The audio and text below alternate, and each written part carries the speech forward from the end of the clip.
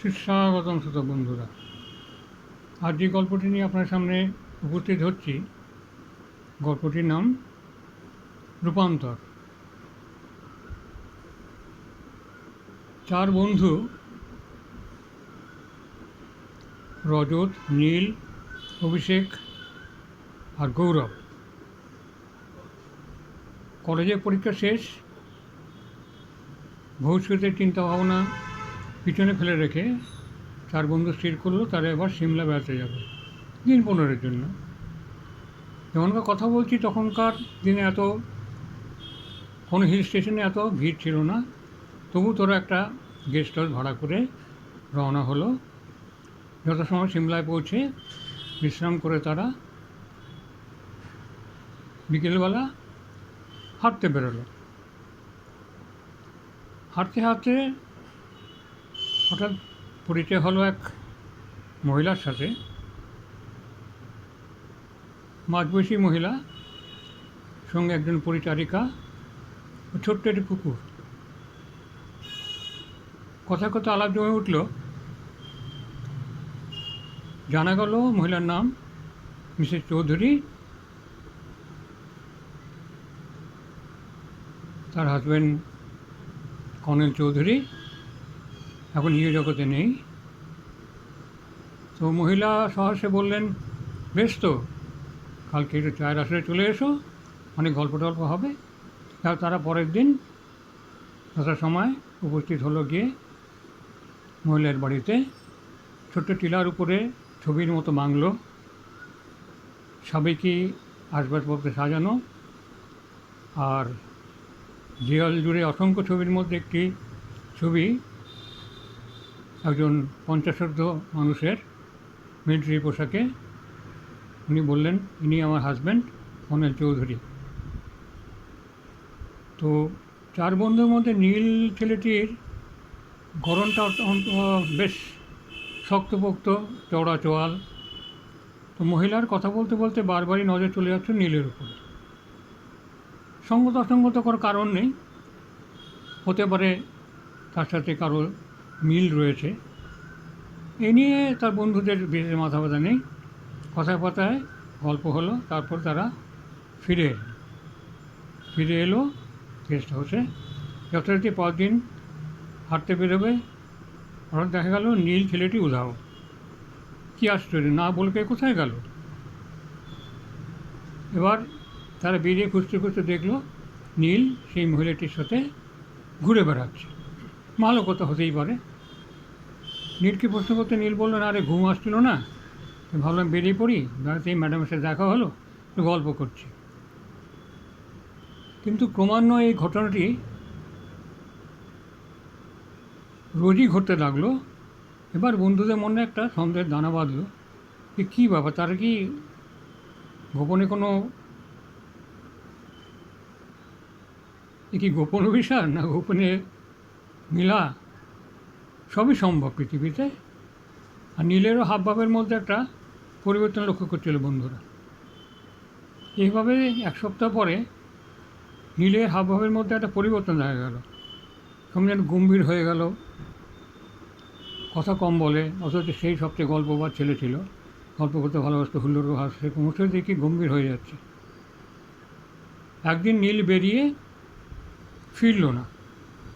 তারা দীর্ঘক্ষণ অপেক্ষা করার পরে কদিন ভোরবেলা সন্দেহবশত গিয়ে হাজির হলো মহিলার বাংলোতে।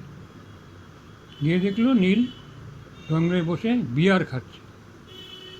তারা অবাক হলো যে যেই ছেলেটি জীবনে কোনো মদ সিগারেট হয়নি, সে বিয়ার খাচ্ছে। আর একটা অদ্ভুত পরিবর্তন নীলের চেহারার মধ্যে, একটা অদ্ভুত পরিবর্তন লক্ষ্য করলো।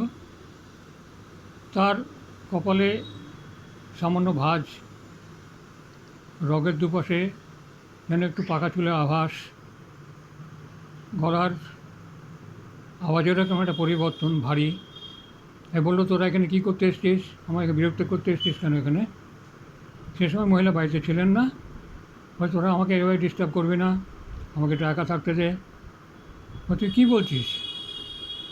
আর 5-7 দিন পর আমরা কলকাতায় ফিরবো, কী হচ্ছে তোদের ব্যাপারটা কি? বলে, এই নিয়ে তুই মাথা ঘামবি না, প্লিজ গেট লস্ট।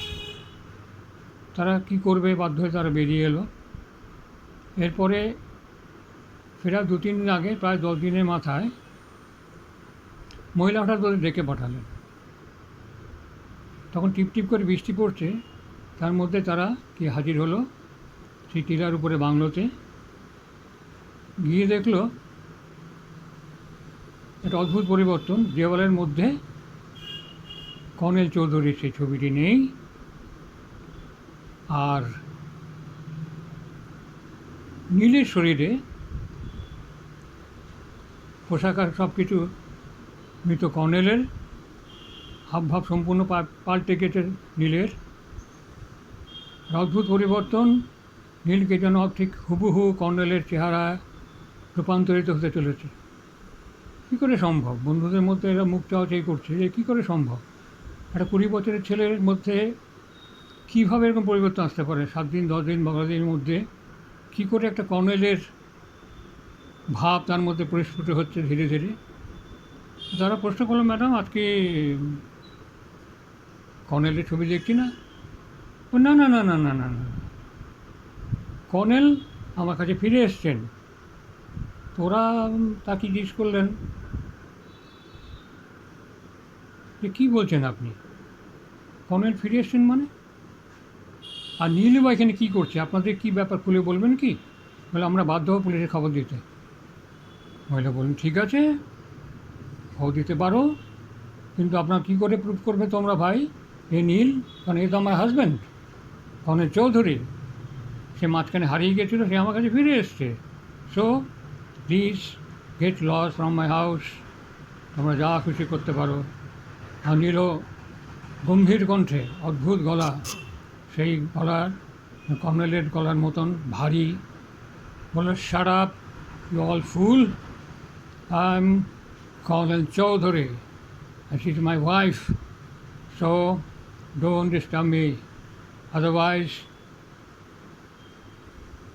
তার মধ্যে তারা প্রত্যেকেই ইয়ং ছেলে, নবীন ছেলে, তারা বলল, তার মানে কী বলতে চাইছিস? If you come and disturb me I will shoot you, all bastards, get lost. তারা কী করবে? তারা স্থানীয় পুলিশে গিয়ে খবর করে লাভ নেই, কারণ নীলের চেহারা হুবহু কর্নেলের মধ্যে মতন পরিবর্তিত হয়ে গেছে। তা নিঃশব্দে বেরিয়ে এলো, মুখ চাওয়াচাই করতে করতে। তাদের কারণে আর কিছু রইল না, একটা অদ্ভুত ঘটনা থাকি তার হয়ে রইল।